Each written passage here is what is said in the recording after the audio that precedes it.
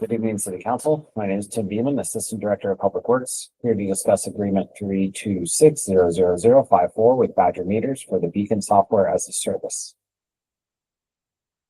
The recommendation is that the Public Works and Transportation Committee recommends that the City Council approve and authorize the mayor to execute an agreement with Badger Meter Inc. for a 5-year term from November 1st, 2025 through October 31st, 2030, in an amount not to exceed $1,627,436.40 for Beacon Software as a Service, SaaS, Cellular Service Unit. A little bit of background.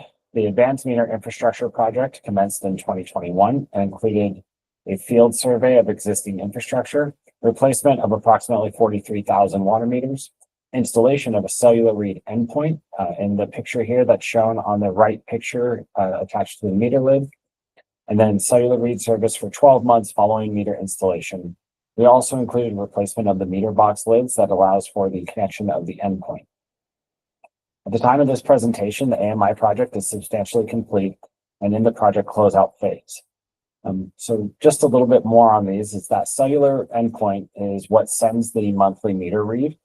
So previously, staff were having to go out and manually read each one of these meters. And as you can imagine, with 43,000, it was quite a task.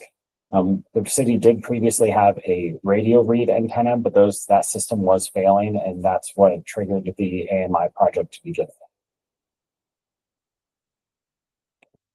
So as part of those monthly reads that Badger provides, there's also the Beacon Ion Water dashboard.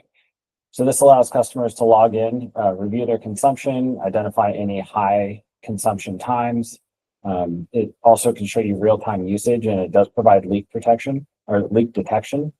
And so if there have not been 15 minutes of zero flow over a 24-hour period, it will send a notice to the customer. It also sends the notice to us, the city, indicating that there may be an issue or there may be a leak. So this prevents water usage. It also, prevents high bills for a customer if they do have a leak, or if they're out of town, they may not be aware. And so it's just overall, it's a good service to have to prevent water wasting. Also, with these cellular reads, we are not sending staff out to do those manual reads throughout the entire system.